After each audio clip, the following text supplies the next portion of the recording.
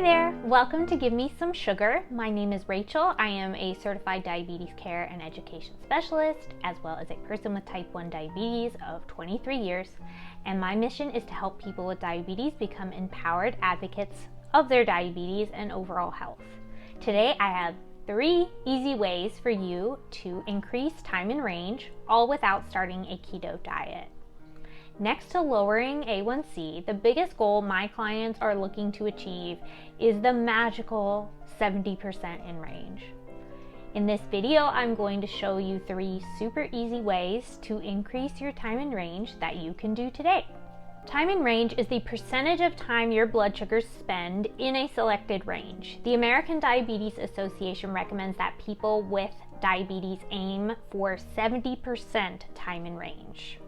This range usually is 70 to 180 milligrams per deciliter for individuals with type 1 and type 2 diabetes, and 63 to 140 milligrams per deciliter during pregnancy. An analysis of 4 randomized control trials studying people with type 1 diabetes found that an increase in time in range of 10%, which is 2.4 hours per day, corresponded to a decrease in A1C of 0.6% on average. So aiming to lower your time in range can also benefit your A1C pretty significantly. While A1C is currently considered the gold standard for measuring adequate control of blood sugars, time in range could be a better indicator of control in that it gives us a bigger picture to look at and takes into account blood sugar excursion. Personally, I like to look at time in range and I look at this more so than I really do my A1C. I can get time in range a lot more quickly than I can my A1C. Your A1C is an average of the past 3 months of blood sugars, whereas time in range can be, you can see it immediately the day of, or a week's worth of time in range, 30 days, 2 weeks. So it's a lot more, it can be a lot more effective for you personally, as well as your healthcare team when they are looking to make changes in your dosing. Time in range could be a better indicator of control in that it gives us a bigger picture to look at and takes into account blood sugar excursions above and below target and for how long. A bigger picture of your blood sugar control is important because your A1C and time in range don't necessarily coordinate. 3 people with a 7% A1C and the same average could all have very different time in ranges. The most important step to take towards improving your time in range and your overall blood sugars is to make sure your settings are correct. Basal rates, insulin to carb ratios, and sensitivity factors can all be tested and adjusted until a consistent predictability is achieved. So what I recommend is start by testing your basal rates overnight. Your basal rates are the foundation of awesome tight blood sugar control. They are the first thing you should look at. Your insulin to carb ratio and your sensitivity factors don't matter until you have your basal rates figured out. Your basal rates are the long-term insulin in your body that should keep your blood sugar stable when you are fasted. So you have no food in your body and you're generally pretty relaxed and, being a total couch potato.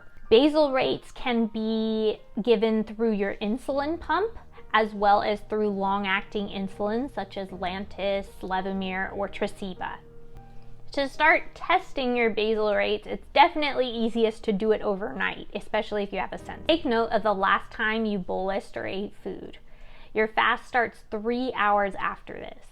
If you don't have a continuous glucose monitor, you can do this during the day as well, as long as it is 3 to 4 hours after you've eaten and you don't have any active bolus insulin on board. Pull up your results of this fast, and ideally, your blood sugar should stay steady throughout the night or that fasted period. If you wake up with a fasting blood sugar that is elevated, you're not getting enough insulin. If your fasting blood sugar is below target, you are getting too much basal insulin. You can adjust your basal rate by 10% 2 hours before you notice a rise or drop in your blood sugar. Continue titrating up or down until you stay steady throughout the night or that fasted period that you were testing. Personally, my basal rate generally hangs out around 0.8 units per hour. I don't really do a lot of increase and decrease, although if you are a fan of Think Like a Pancreas by Gary Schneider, you probably adhere to the one peak, one valley kind of idea for basal rates. So you may notice in the morning that you need more insulin, so your basal rates could increase at that time. Sugar surfing is another popular method that people use, and the writer of that book actually advises just having a steady basal rate throughout the day. So in my case, I have 0.8 units per hour on my insulin pump, and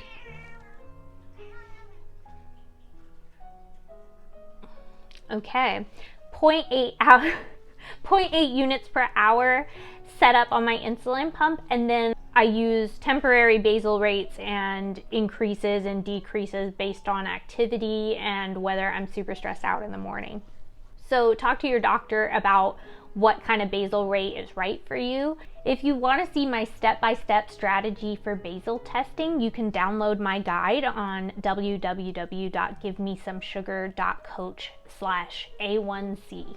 The most helpful action I've ever taken towards super tight control is making sure that I start preventing high blood sugars instead of just reacting to them. I used to only start injecting insulin or taking action whenever my high alert went off at 180 or 200. One week I decided to experiment with switching my Dexcom high alert to 120. My time in range actually increased 20% that week. Why? Because I started preventing high blood sugars instead of just treating them when they occurred. Usually when people with diabetes are first diagnosed, they're often told that the range to keep their blood sugars in is 80 to 180 or even 80 to 200. This puts your brain in the mindset of, okay, I just got to keep my blood sugar in this range and then I'm good.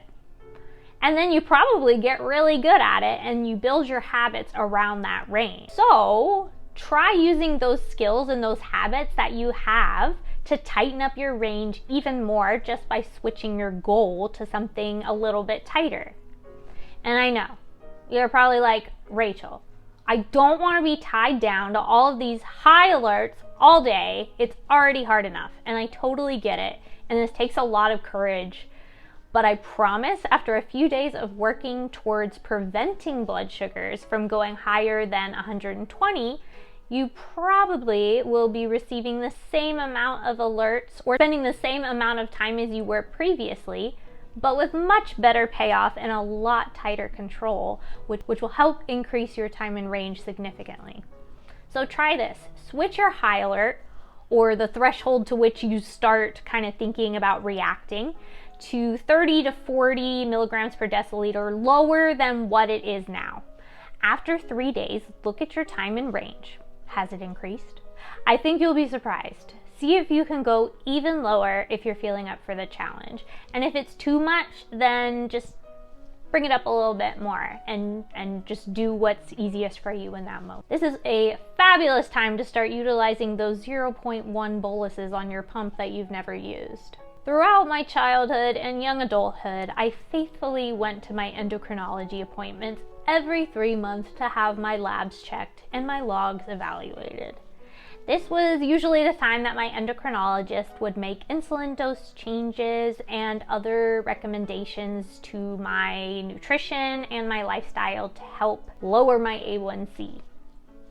But at some point, it occurred to me that 3 months is a really long time to wait to make changes to something that will likely take ongoing titration until it's actually corrected. My third piece of advice for you is to not wait until you see your doctor.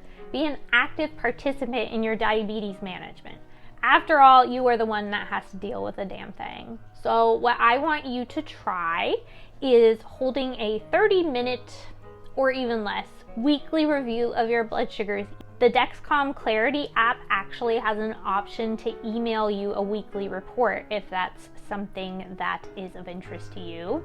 You are in fact the CEO of your own diabetes, so get your reports delivered via email. During this time and this weekly review, take the time to look at your logs or your CGM data. Use an app like the One Touch app or SugarMate or whatever is included with your meter, so that you can get some extra beautiful graphs and PDFs that will help you figure out what's going on. Look for similar patterns in blood sugar fluctuations. Usually a pattern is something that happens consistently over 3 days or more. So if you see something that's happening several times in a row, this is a pattern. Make a note and adjust your insulin if you're comfortable doing that yourself, or send your endocrinologist a message. You can even send them that beautiful PDF and some charts for your report to get some extra brownie points. That's extra important. These 3 actions have helped so many of my clients, as well as myself, increase my time in range and lower my A1C in a matter of weeks. If you want to learn more about the Diabetes Empowerment Program, where I talk a lot about these actionable steps, how it can help you reach your goals and take back control of your diabetes, you can get on my calendar for a free sugar session at www.givemesomesugar.coach. Alright everyone, thank you so much for watching this video.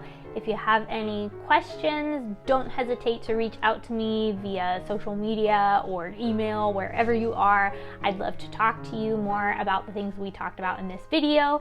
And if you want to see some references to some of the studies I talked about, I will put those in the show notes or the description box below. I will talk to you later.